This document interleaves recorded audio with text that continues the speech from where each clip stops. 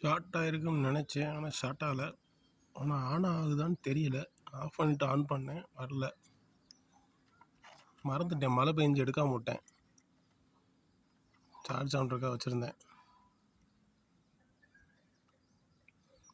இப்போ சோலார் சார்ஜில் இருக்குது.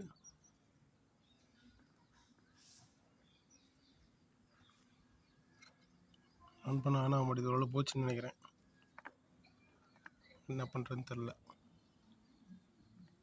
நாளைக்கு வெயிலில் காய வச்சு பார்ப்போம். ஆன் ஆச்சுன்னா சந்தோஷம்.